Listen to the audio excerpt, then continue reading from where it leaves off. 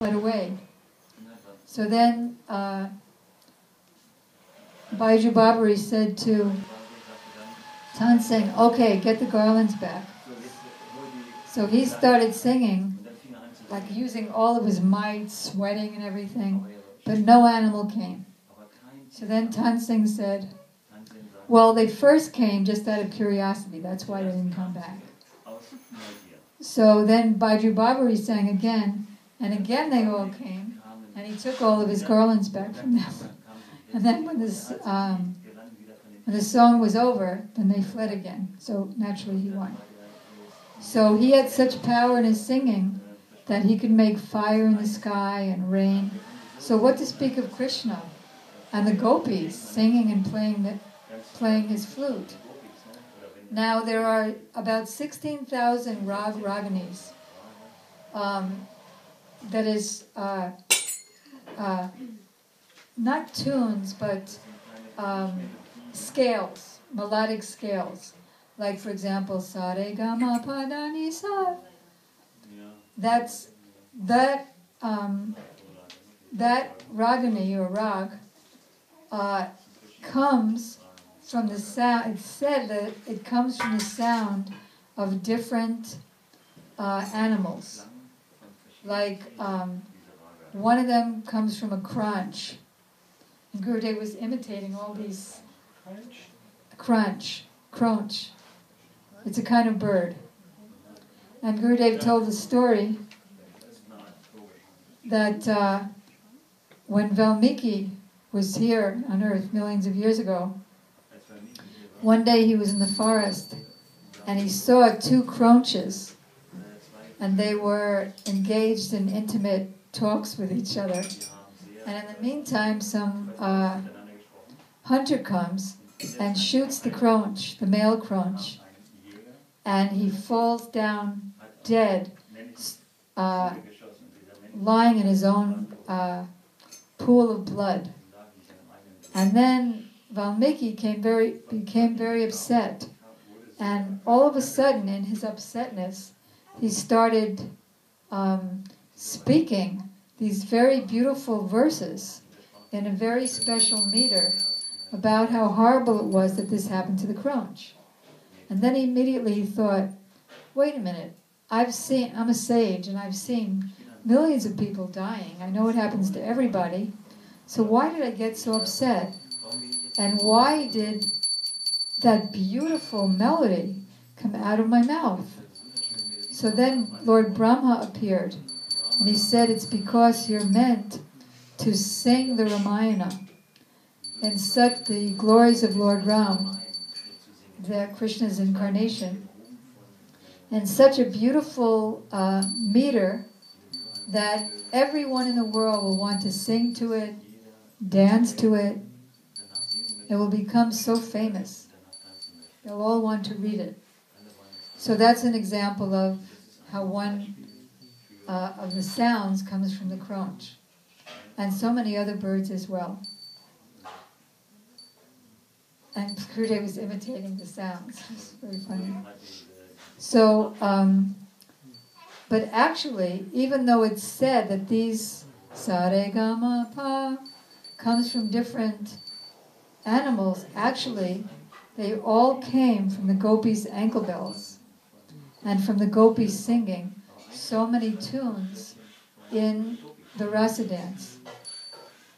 Special 16 meters, or raganis, came from Radharani and the gopis and their ankle bells. So they're the source of everything because they're Krishna's power. So whether you look at the thing by tattva or philosophical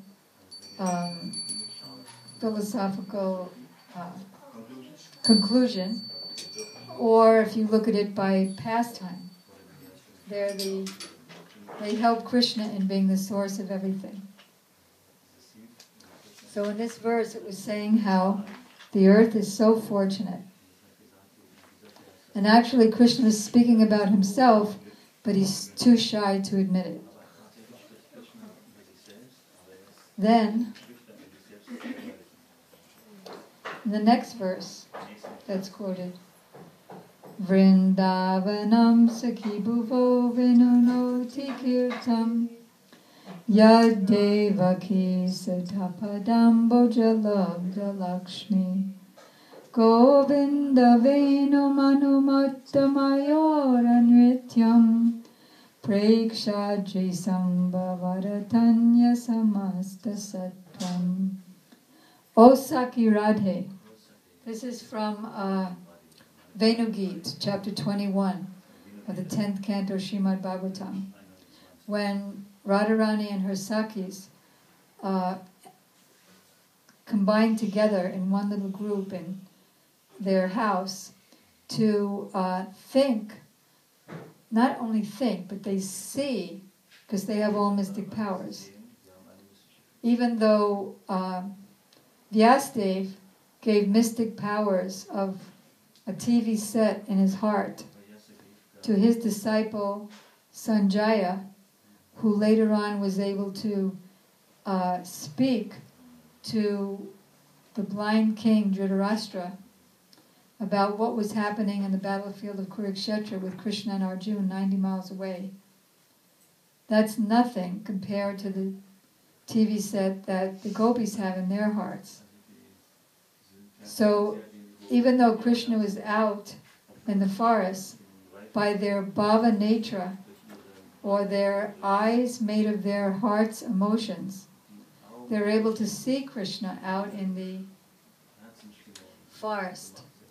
And they feel themselves very unfortunate. So this is continuing the mood of all the residents of Vrindavan are so fortunate to have the association of Krishna. And the gopis are thinking that we're the only ones who are unfortunate. Why?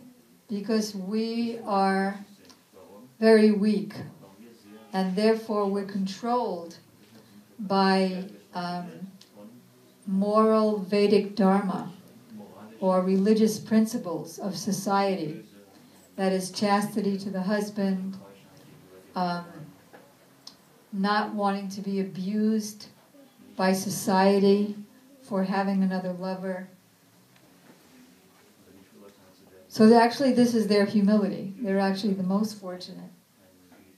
As Krishna told Balaram in the previous verse that was quoted, what to speak of the gopis, the Braj gopis, who are the most fortunate, because they are embraced by this, embraced to the strong chest of Krishna, a favor which was not even granted to the goddess of fortune. You know that the goddess of fortune performed austerities to join the rasa dance. For thousands of years, the goddess of fortune means the wife of Lord Narayan, who's the presides over innumerable Vaikuntha planets as the supreme Lord of all. And the goddess of fortune is his power. So she wanted to enter the Rasa Leela. So for thousands of years she performed austerities. And then Yoga Maya, Krishna's embodiment of Krishna's pastime potency, came to her and said, so you want to join the rasa dance? Then you'll have to leave your husband and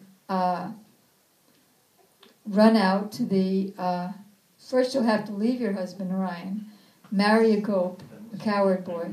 Then you'll have to leave him and run out to the dance. So she said, I can't do that. I'm a chaste wife. I'm a Brahmani. And then Yogamaya said to her, and you'll also have to make cow dung patties, like the gopis, for cooking. She said, I can't do that. I don't know how.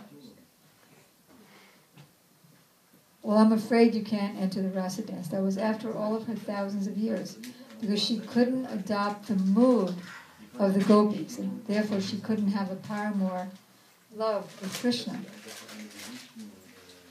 So the gopis are the most fortunate, but in their great humility, they're thinking themselves the least fortunate, and that everybody else in Vrindavan is more fortunate than them. Like the rivers are more fortunate, because the rivers, when the rivers hear Krishna's flute playing, they start flowing around in whirlpools of amorous love. Or they just stop moving altogether. And the birds that were drinking from them get stuck. The beaks get stuck because they become, although they were liquid, they give up their nature and become like hard. And the hard things, like trees, they start melting. And everything has a different nature. The moving river, which is moving in a certain direction, moves in another direction or in whirlpools, or becomes hard.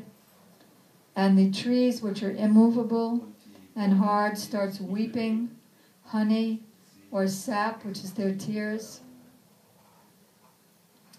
And the deer, which is always restless and running away from people, comes and offers their loving glances at Krishna and exchanges loving glances with him. The birds, which are by nature restless, can't stop tweeting and flying around here and there. They become silent, just like great sages, absorbed in Krishna's flute playing. So the gopis are thinking that everybody is fortunate except for us. Oh, Saki Radhe, Vrindavan is more glorious than heaven, Vaikuntha, and even more glorious than Ayodhya and Dwarka, because it has been graced with the footprints of Devaki Sutta, or the son of Devaki. When the gopis say Devaki here, they mean Jashoda, because Devaki is another name for Jashoda. They don't mean the Devaki in Mathura. And only in this Vrindavan are the peacocks dancing in rhythm to the flute melody of Govinda. Hearing the sound of the flute and seeing the peacocks dancing, all the birds, animals, and other living entities have become stunned. Even the thorns in Vrindavan change their nature, and they become just like rubber and butter. Once, back in the 90s, when Srila Gurudev would go with us to all the holy places, I said to him, Gurudev, you're telling all the pastimes of Krishna out here in the pastime places, and we're supposed to be remembering the pastimes of Krishna, but all I'm thinking about is how my feet hurt because of the sharp pebbles and hot sands. So Gurudev said, keep going on parikrama, and one day you'll find that all the hard pebbles and stones and thorns all feel like butter and rubber. That means that Krishna is blessing you, that you're no longer a conditioned soul, but you become part of the pastimes.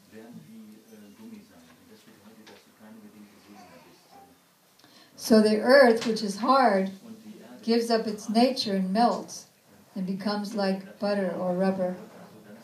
And that's why Krishna's footprints are still seen in many places, because the earth melted when Krishna